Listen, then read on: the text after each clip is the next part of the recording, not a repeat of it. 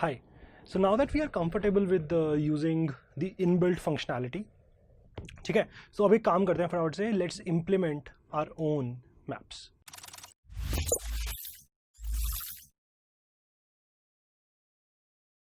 Using hash tables. Okay, great. So समझ में आना चाहिए ना, the whole point of, देखो, the whole point of learning how to implement is that जब हम यूज़ कर रहे हैं किसी चीज़ को तो that should not feel like a black box. हमें पता होना चाहिए एग्जैक्टली क्या हो रहा है उसके अंदर, कैसे इंप्लीमेंटेशन हो रही है, क्या यूज़ हो रहा होगा, वो सब कुछ हमें पता होना चाहिए. ठीक है, ओके. अब हमें खुद से इंप्लीमेंट करना है, कैसे करेंगे? सो व्हाट्स हैपनिंग, हमारे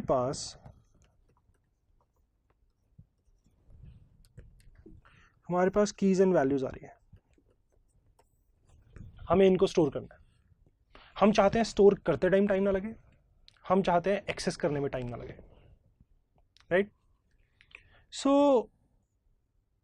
ऐसा हमें अभी तक एक ही डेटा स्ट्रक्चर आता है जो कि ऐसा बहुत फास्ट करता है, that is an array. Array इकलौते ऐसे डेटा स्ट्रक्चर हैं अभी तक जो हमने पढ़े हैं जब हमें पता होता है कि कहाँ स्टोर करना है और एक्सेस करना है, बहुत फास्ट होते हैं, दे आर सुपर फास्ट. ठीक है, so let's try to use arrays to implement this. क्या हो रहा होगा, वैल्यू को भूल जाते हैं, वैल्यू की वजह से कुछ नहीं हो रहा भाई. जहां पे भी की को स्टोर कर रहे होंगे वहां पे साथ में वैल्यू को भी स्टोर कर देंगे, जहां भी की स्टोर हो रही होगी साथ में वैल्यू भी स्टोर हो जाएगी, दो चीजें स्टोर कर लेंगे हम, no big deal in that. ठीक है, so we don't have to worry about that. So now what we need to worry about is that हमारे पास एक की आई, मुझे इस की को, मैंने एक एरे लिया था, इस एरे में कहीं पे स्टोर करना है. ठीक है, we call this bucket array. So ये हमारा बकेट एरे है, हमें इस एरे के अंदर अपने डेटा को स्टोर करना है. सो हमारे पास की आई, now the key can be string, key can be a student, key can be anything, right? Key can be anything. अब मुझे किसी तरह से इस की को किसी एक पर्टिकुलर इंडेक्स पे ले जाके स्टोर करना है, तो हमें कुछ करना पड़ेगा. हमें इस की के कोरस्पॉन्डिंग एक इंटीजर चाहिए ताकि हम उस इंटीजर वाली स्पेस पे जाके स्टोर कर पाए. So we take a hash function, we have a function, we decide a function for different kind of keys. हमारी की उस फंक्शन के थ्रू जाती है and this gives us an integer, and हम उस इंडेक्स पे ले जाके इस चीज को स्टोर कर देंगे. ठीक है, मान लो यहां से 5 आया तो हमने इसको, मान लो यहां से 4 आया, हमने इसको ले जाके इंडेक्स 4 पे स्टोर कर दिया. ठीक है, सो हमारे पास एक फंक्शन है जिसके थ्रू हमारी की गई, एक इंटीजर मिला और हमने ले जाके उस इंडेक्स पे उस चीज को स्टोर कर दिया, उस की को स्टोर कर दिया, साथ में वैल्यू को भी. वैल्यू तो बेसिकली हम साथ में ऐसे ही रख देंगे बस. ठीक है, we don't have to worry about it. अब मुझे एक्सेस करना है तो मैं उस की को दोबारा सेम हैश फंक्शन के थ्रू निकालूंगा.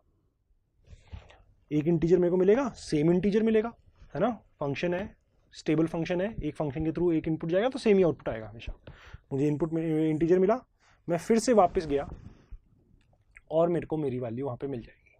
ठीक है, मैं चेक कर लूंगा क्या ये वाली की रखी हुई है तो मेरे को मेरा आंसर मिल गया, मेरे को मेरी वैल्यू मिल जाएगी साथ में, की के साथ में रख रखी होगी मैंने. सो उसमें कोई इशू नहीं होगा. ठीक है, they won't be any issue in that.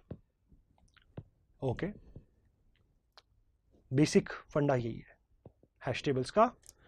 ठीक है, कि हमें ऐसा कुछ करना है. Now let's talk a little more about hash function.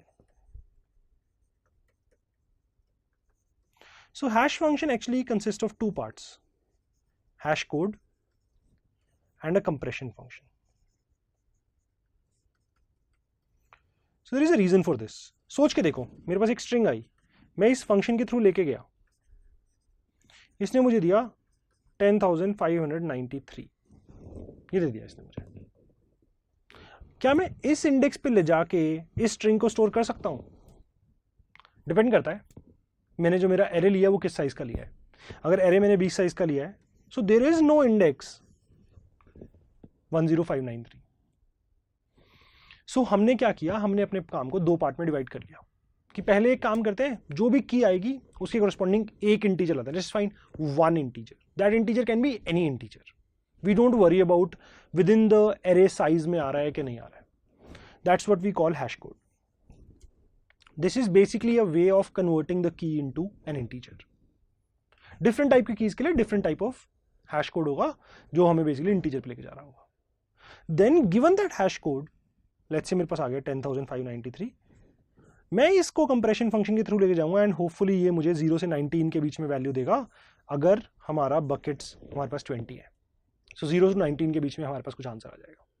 जैसे ही हमारे पास 0 से 19 के बीच में कुछ आया, हम उस इंडेक्स पे ले जाके इसको स्टोर कर सकते हैं।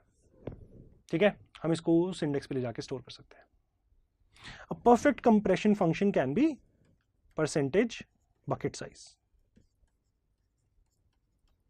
Percentage bucket size.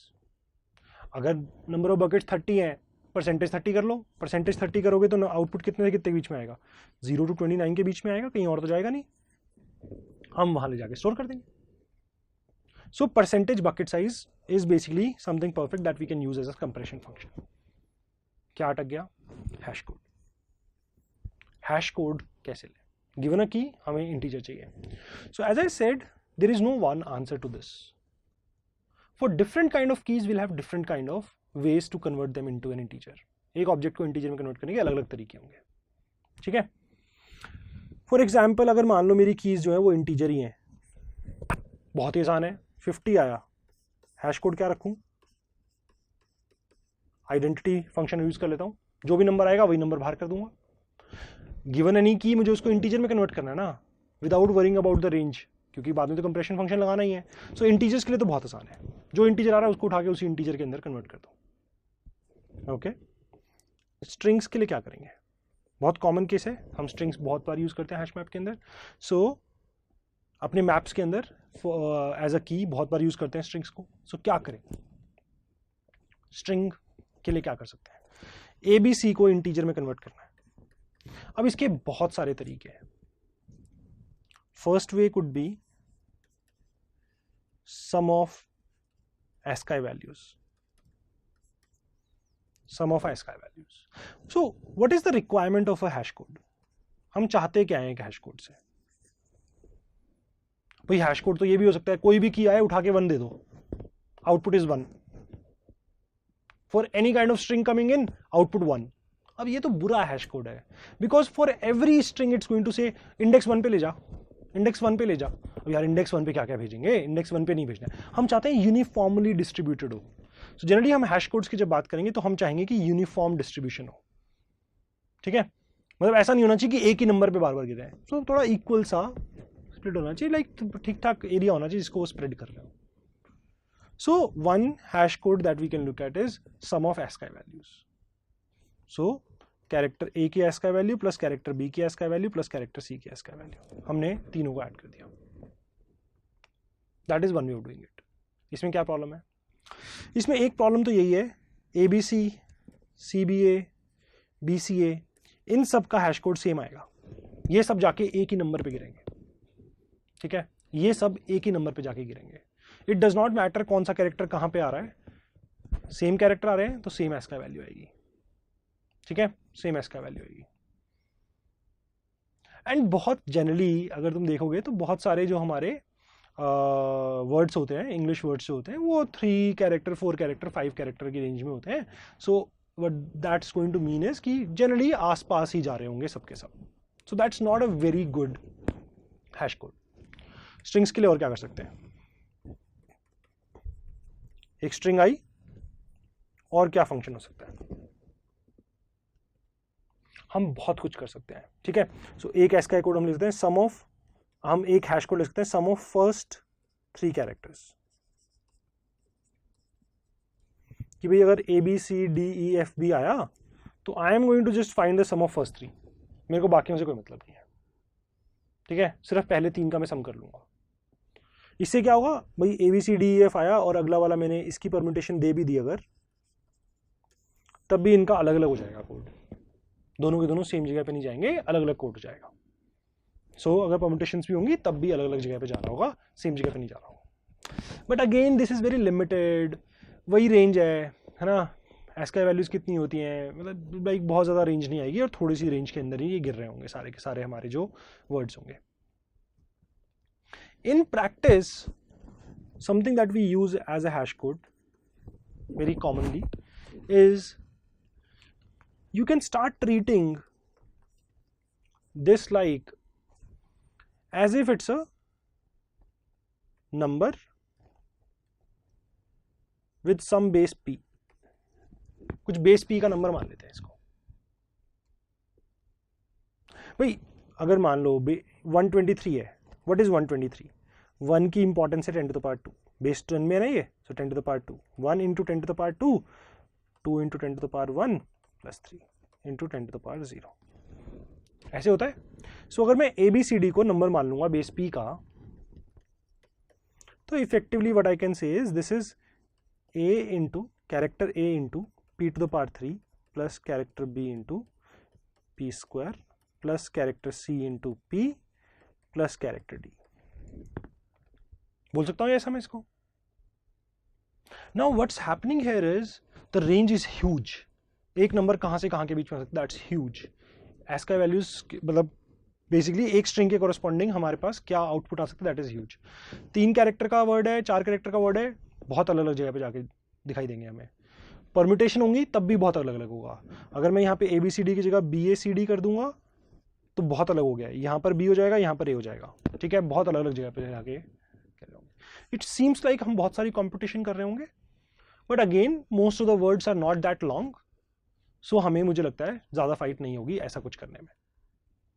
So this is one very popular way of finding hash code. P को जनरली हम एक प्राइम नंबर लेते हैं, 31 ले लिया, 29 ले लिया, कुछ भी एक प्राइम नंबर ले लेते हैं। प्राइम नंबर से डिस्ट्रीब्यूशन अच्छा आता है। Prime numbers gives you a very good distribution. A lot of research has gone into this, and the final result seems like कि prime number से distribution बहुत अच्छा आता है. Let's take a prime number to find this value, net value. ठीक है? So strings के लिए हम इसको hash code ले सकते हैं। ऐसे ही for different type of keys we can take different kind of hash codes. One again, अब student है। अब यार किसी को नहीं पता है कि स्टूडेंट का हैश कोड क्या होना चाहिए, तो तुम्हें खुद से बनाना पड़ेगा। अगर तुम चाहते हो स्टूडेंट को एज अ की यूज करना, you need to tell what is the hash code that you want our map to use. हमारा मैप इसका हैश कोड क्या यूज करे। One very easy way to find hash code for this is, इसका address निकाल लेते हैं। Address निकाल लो, कोई एड्रेस आ जाएगा, हेक्साडेसिमल नंबर होता है, उसको कर लो कन्वर्ट इंटीजर के अंदर। एड्रेस ले लो, हर ऑब्जेक्ट का कोई ना कोई एड्रेस होता है, ठीक है।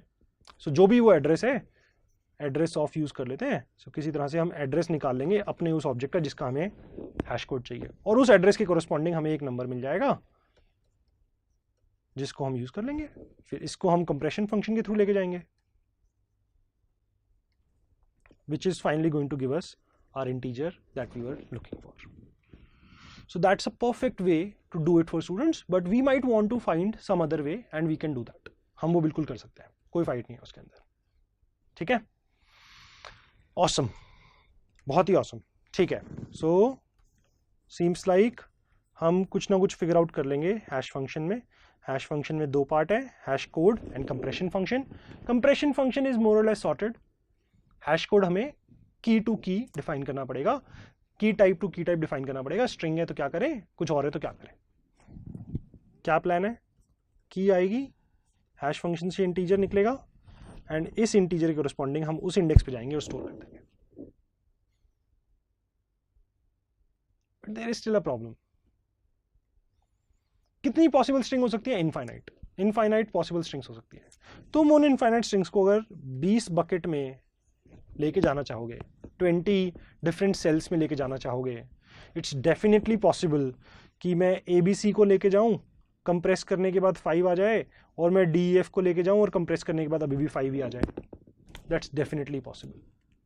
भाई मान लो, मुझे नहीं पता, मान लेते हैं कि ABC को करने के बाद कुछ 105 आया, और DEF को करने के बाद हमारा जो हैश कोड था यहाँ पे 105 आया, यहाँ पे जो हैश कोड आया वो 205 आ गया। हैश कोड अलग अलग आ गए। हमने बहुत बढ़िया हैश कोड बनाया कि जनरली आसपास नहीं आ रहे थे, दूर दूर जा रहे होते हैं, ठीक है, दूर दूर चले गए। बट जैसे ही हमने कंप्रेशन फंक्शन के लिए %20 किया, इसने भी 5 दे दिया, इसको %20 किया, इसने भी 5 दे दिया, दोनों जगह से 5 आ गया। दोनों सेम जगह पे जाना चाहते हैं। अब अगर you have more than one key which want to go to the same place, देखो अभी तक तो हम बहुत सही तरीके से काम कर रहे हैं। हैश कोड निकालने में होपफुली ज़्यादा टाइम नहीं लगेगा, हैश फंक्शन कंप्रेस करने में ज़्यादा टाइम नहीं लगेगा, इंटीजर मिल जाएगा, हम उस जगह पे जाएंगे स्टोर कर देंगे। But the problem is it's possible that two keys want to go to the same index, and as soon as that happens we'll have to do something about that. ठीक है, इनको हम कहते हैं कोलिजन हैंडलिंग कैसे करेंगे ये हम नेक्स्ट सेशन में डिस्कस करेंगे। Okay, thank you. For new programming updates and videos, subscribe to Coding Ninjas channel.